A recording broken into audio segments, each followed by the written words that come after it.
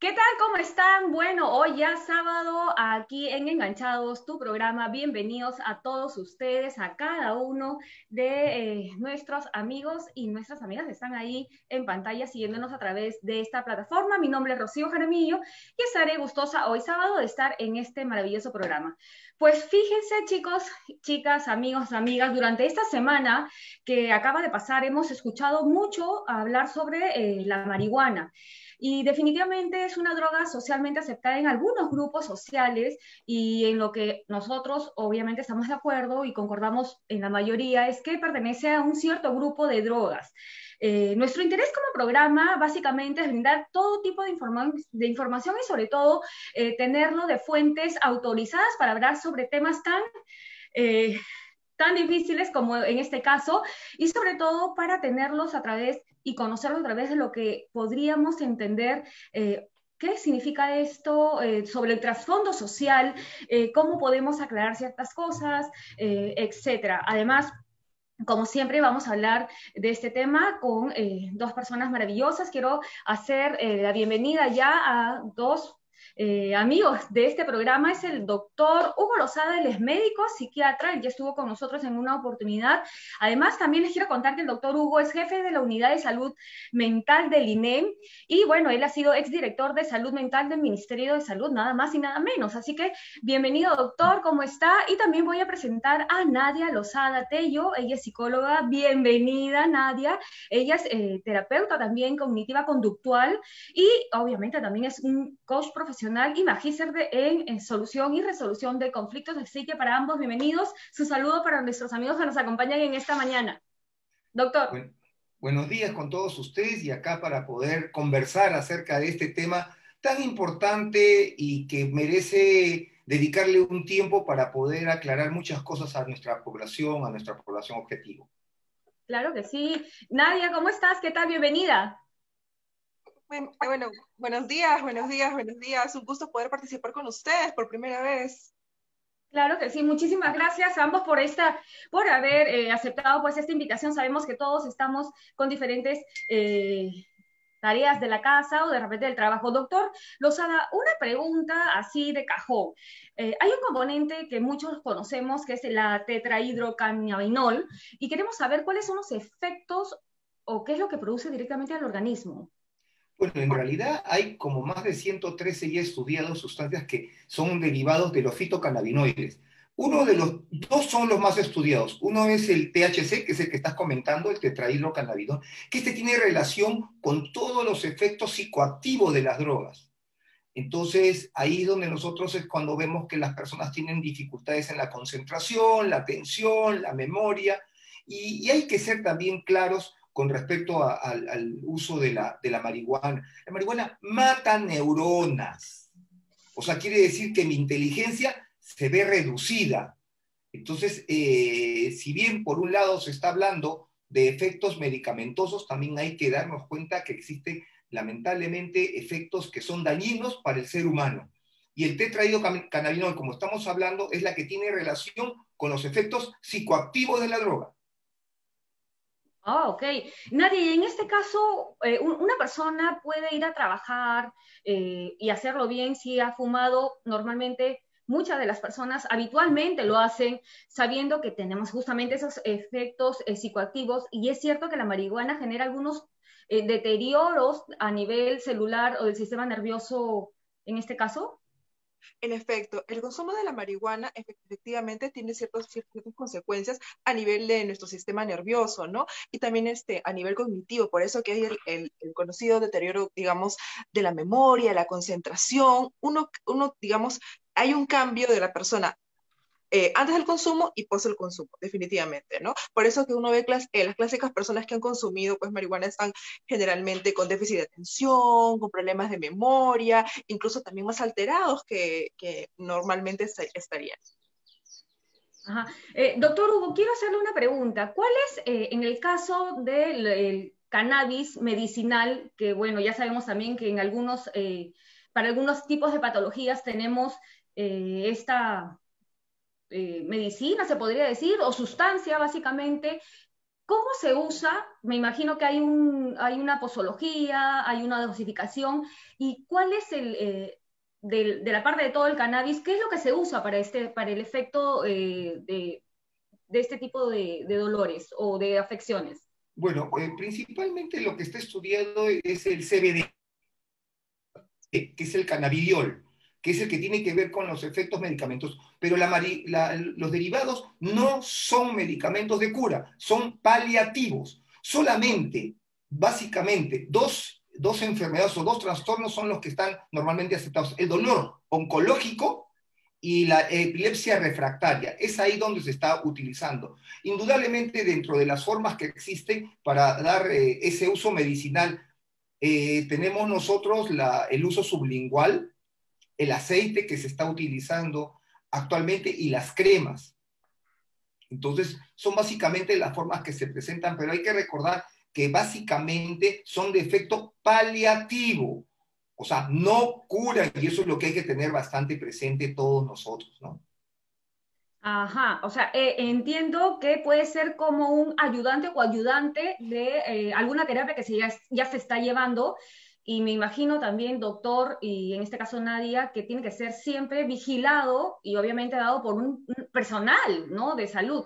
En el caso de las personas que en algún momento consumen cannabis, con respecto a su dependencia, ¿se les considera, Nadia, un fármaco dependiente?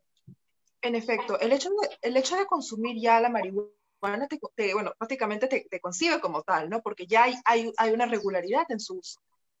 Y cuando hay una regularidad en el uso en ese caso de la marihuana, o sea, también o de cualquier otra droga, ya te convierte en farmacodependiente, porque uno tiene un consumo ya de alguna forma regular. Ajá.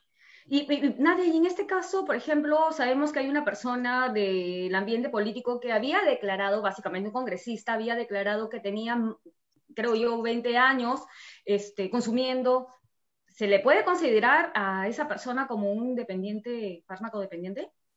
En efecto, porque el hecho de haber un consumo, hay personas que de repente han dejado el consumo 5 años, 3 años, pero el hecho de que hayan tenido un consumo, digamos, por una de larga data, ya lo convierte en un fármaco dependiente, porque es cuestión de tiempo que pueda volver a recaer, ¿no? Porque hay personas que justamente es el clásico cliché, ¿no? Yo lo puedo controlar, si estuve 1 año o 2 años sin consumo, pero el hecho de que haya estado 1 o 2 años sin consumo no significa que pueda volver a recaer, entonces por tanto sería un fármaco dependiente. Ajá. Y en el caso, por ejemplo, doctor, que haya consumido en la modalidad de fumar, porque ahora hay varias formas de consumirlo, no solamente en la parte medicinal, sino también fumándolo, vapeándolo, y me imagino que otros tipos también. En este caso, si haya sido 1 año, 2 años, 5 meses, ¿qué efectos tiene sobre el sistema o el organismo, doctor Hugo? Bueno, sus efectos son acumulativos. Por eso que estábamos hablando que inclusive la inteligencia se puede ver afectada, la concentración y la atención. ¿Por qué? Porque matan neuronas. Eso es muy importante porque a veces son los mitos que se generan. No, como lo utilizan algunas personas, no, es un paliativo. O sea, si tenemos una persona, en este caso, con un dolor recurrente o oncológico, que ya no responde a la medicación tradicional, pues tengo que ver una posibilidad que de alguna manera lo pueda ayudar, pero más como un paliativo. En el caso ya del consumo, que le llamamos consumo recreativo, o sea, como el que está comentando esa persona que se está presentando al Congreso, no, él es adicto, o sea, y tiene lo que se llama el consumo perjudicial, que lo que puede variar es el mayor o menor tiempo en que se producen los daños neuronales. Entonces, eso es lo que hay que tener también nosotros mucho en consideración. Ajá. ¿Y qué otro tipo de daños, doctor, se presentan a nivel orgánico, fuera de lo psicológico, fuera de lo que ya conocemos, ¿no? Que es bastante complicado? Una persona que de 20 años, por ejemplo, que en verdad son bastante jóvenes, ¿qué efectos se pueden considerar ahora? Aparte de lo que ya nos estaba explicando. Bueno, en realidad lo que se hablaba es de que si podía ser, por ejemplo, un estimulante para generar cáncer. Sí, se ha visto que sí, porque inclusive se ve que de alguna manera, si bien los estudios no están del todo continuados, se ha visto, por ejemplo, de que sí afecta el aparato inmunológico, o sea, los pulmones. entonces nosotros podemos tener también este tipo de problemas, ¿no? Entonces, que puede producirte un daño, también alteraciones genéticas, también es lo que se está viendo que puede producir también el consumo de la marihuana, ¿no? Ok. Nadia, una pregunta. Por ejemplo, una persona que tiene mucho tiempo fumando, vamos a seguir con el tema, hace 20 años, ¿qué otros efectos puede tener si es que ya tiene 40, 50 años? O sea, ¿cuáles serían los efectos a nivel conductual en este caso, no?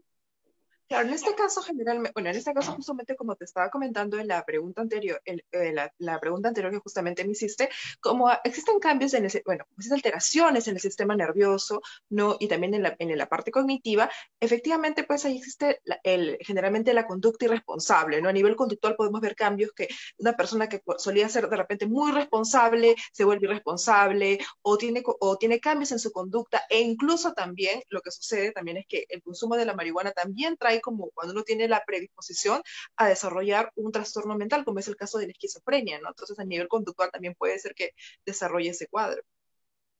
Entonces es mucho más complicado, doctor, en el caso de aquellas personas, inclusive, doctor Hugo, hay muchos artistas, políticos, influencers, músicos a lo largo de la historia que de una u otra forma han consumido y han sido íconos de moda en su tiempo, ¿no? En cuanto a esto, doctor, ¿se puede decir que la marihuana no es dañina? Si es dañina, teniendo en cuenta la moda.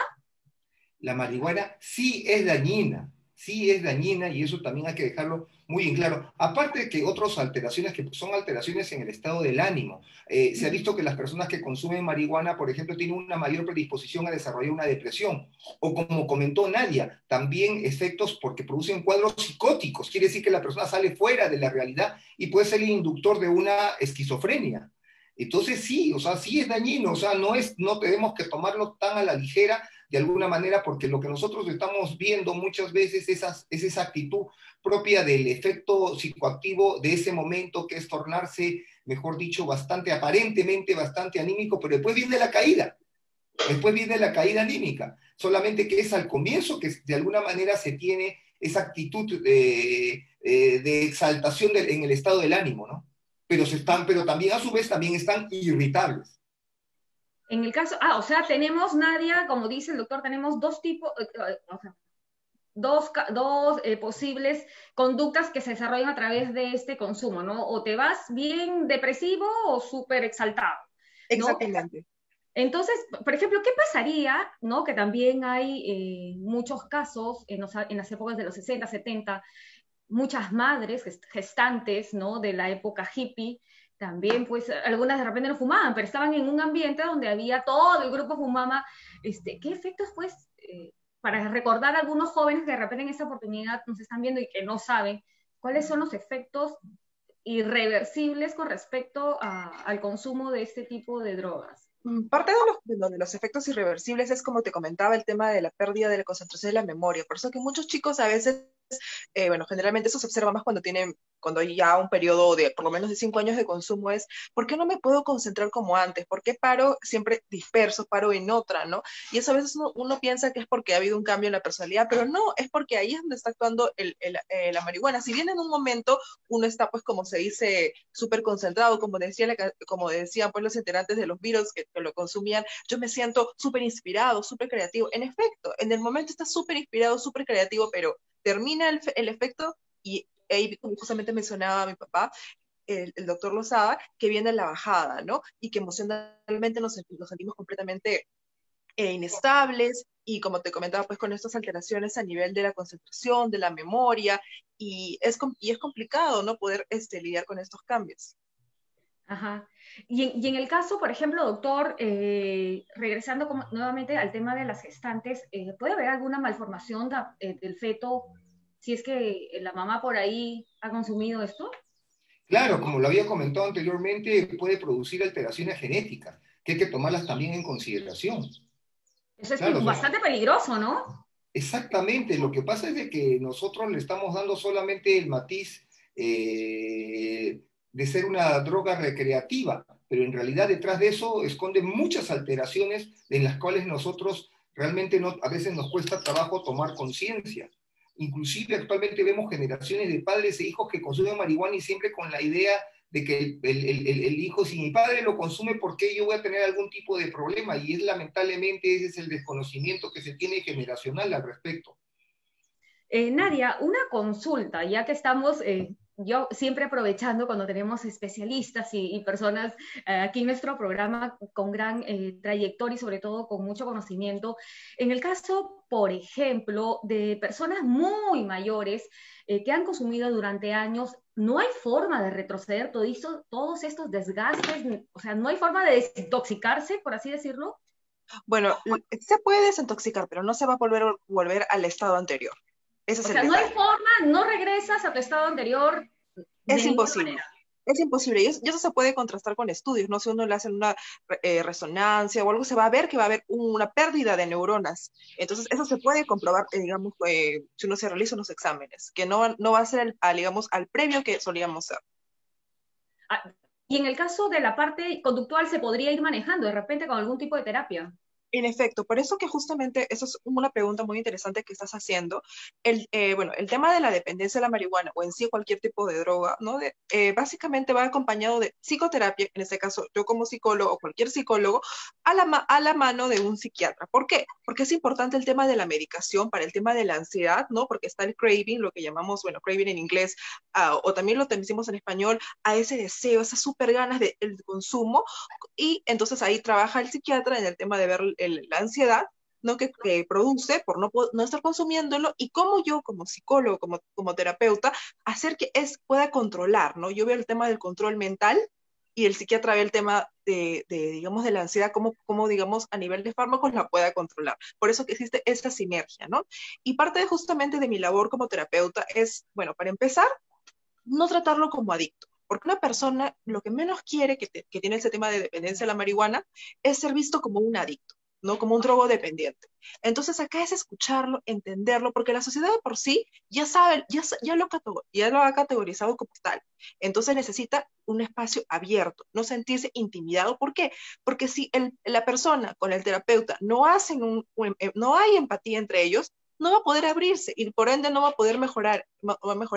Y la terapia cognitivo-conductual justamente propone esto, que existan cambios, un control mental, por eso cognitivo-conductual, ¿no? Yo pienso y actúo diferente, ¿no? En este caso, controlo mis impulsos, yo trabajo con autorregistros. ¿Y cómo son los autorregistros?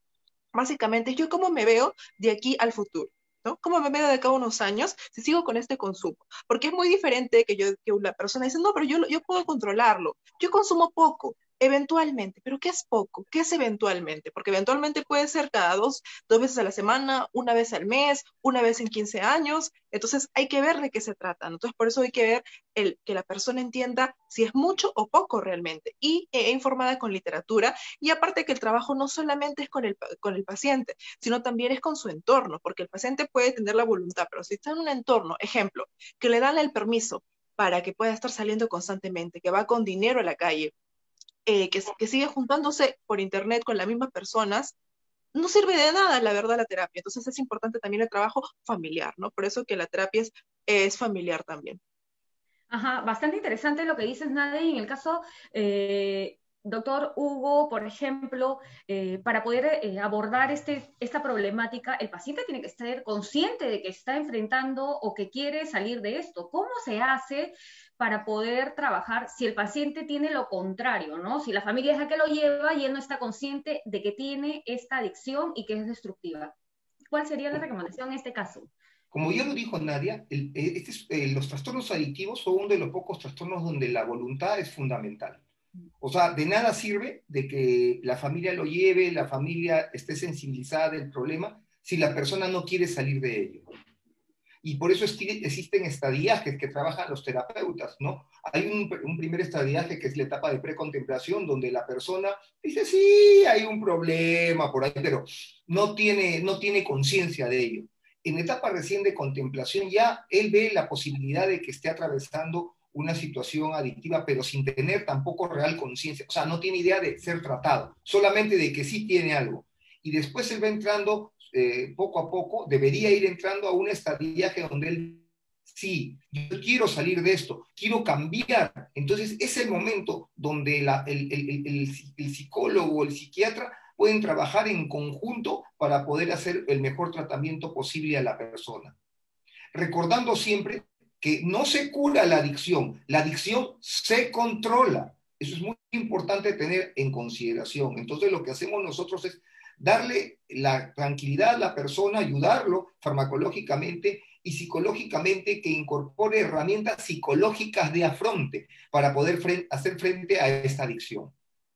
Y me imagino también sostenerlo en el tiempo, ¿no?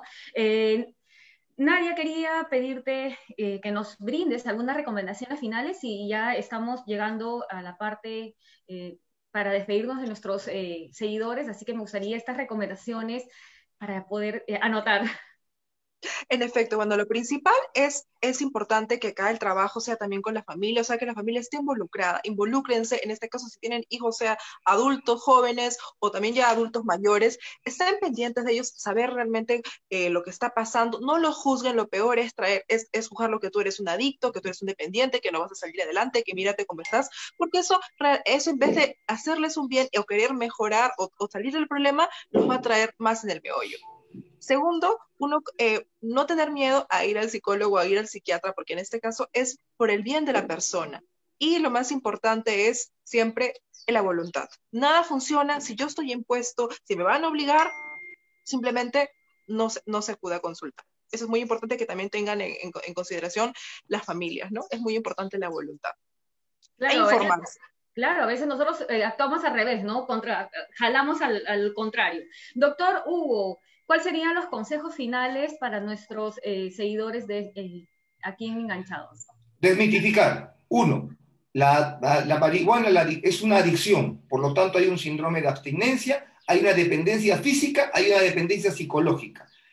En segundo lugar, no hay forma que el tratamiento sea efectivo si es que la persona no tiene conciencia de enfermedad. O sea, tengo esto y debo ser tratada. En tercer lugar, como lo dijo Nadia, el rol de la familia. Importantísimo. ¿Por qué? Porque tenemos que evitar las coadicciones.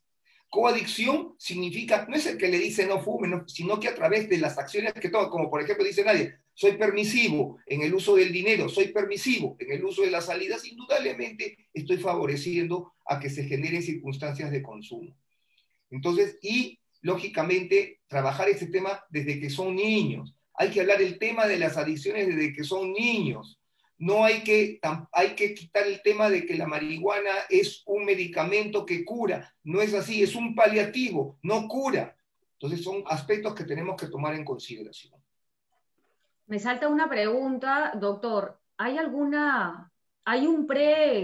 Se podría decir, una preacción al ser consumista? O sea, me imagino, habló de niños, me imagino que los niños alguna predisposición pueden tener, me imagino que escuché y también leí en algún momento que los videojuegos pueden producir eso. Solamente dígame sí o no para tenerlo presente para otro tema.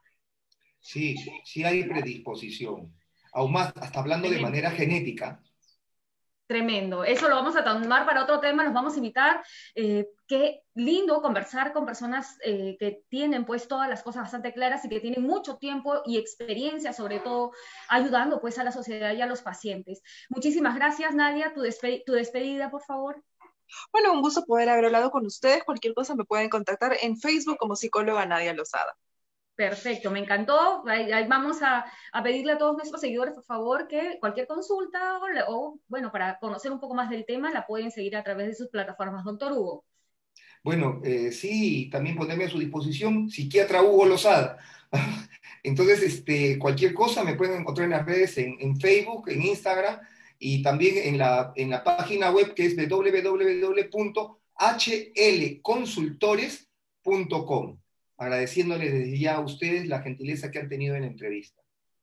Muy bien, entonces muchas gracias a todos los seguidores de Enganchados Tu Programa. Hemos tocado uno de los temas más candentes durante esta semana y la tenemos muy clara, así que ya depende de todos nosotros cómo queremos vivir esta vida. Mi recomendación final es: vivamos la vida con responsabilidad, amemos mucho nuestra vida, es nuestra responsabilidad tener una buena salud, tener una buena conducta, el tema psicológico, emocional, espiritual y todo, sobre todo, mantenerlo pues lo más equilibrado posible. A los que somos papás hay que tener pendiente todas estas recomendaciones.